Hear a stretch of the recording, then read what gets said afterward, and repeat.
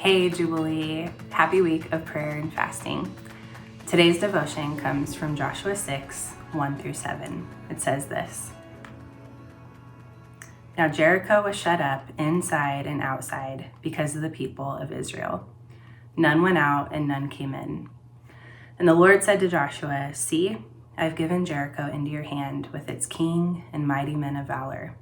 You shall march around the city, all the men of war going around the city once. Thus shall you do for 6 days.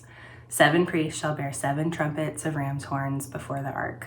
On the 7th day you shall march around the city 7 times, and the priests shall blow the trumpets.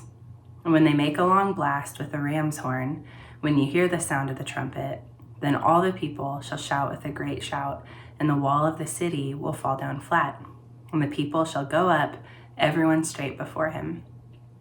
So Joshua the son of Nun called the priests and said to them, Take up the ark of the covenant, and let 7 priests bear 7 trumpets of ram's horns before the ark of the Lord.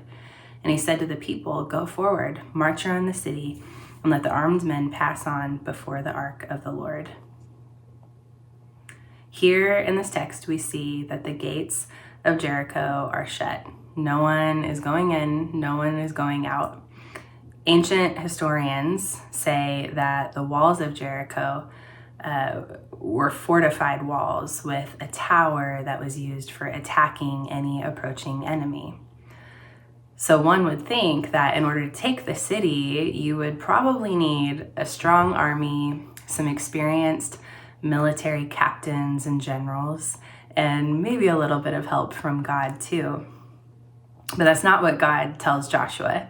No, he instructs Joshua in such an unexpected way. It's maybe the last thing that I would have dreamed up for the army of Israel. God instructs Joshua to march around the city once a day for 6 days, and 7 times on the 7th day. And if you're like me, you're wondering, who's going to take the lead? Is it going to be Joshua and his most experienced warriors? Not at all. In fact, God has Joshua putting the priests, the ministers, and the worship leaders carrying their instruments in the ark of the presence of the Lord. He put them in the front leading the way. More times than not, when I'm faced with a difficult problem, I want to problem solve it and I want to do it my way. So I might make a pros and a cons list and think up A, B, and C as my solution. And maybe I'll bring that to God and ask him if it's okay and if he'll bless it. But what if God doesn't want A, B, or C for my life?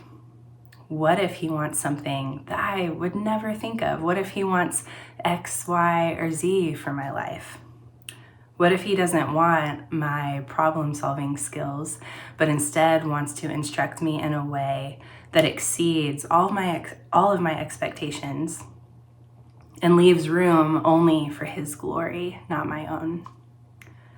Joshua obeyed, and he placed the priests with the ark and the trumpets in the lead. How beautiful is it that the army of Israel was led by the symbol of the presence of God?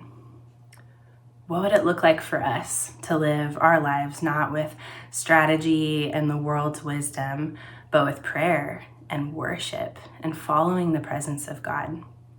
I think that my life would look a whole lot different. We aren't guaranteed that the walls of our problems are going to come crashing down every time that we trust God and obey. But what we are guaranteed is that when we trust him and obey, God is always faithful and he will take care of us. Would you pray with me? God, you are amazing and holy and good. Your ways are so much higher than our ways, and we give you praise. We confess our endless need for you and our tendency to go our separate way. Help us to trust in you with all our heart and to not lean on our own understanding.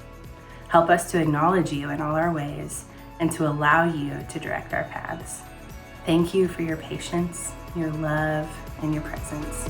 Amen.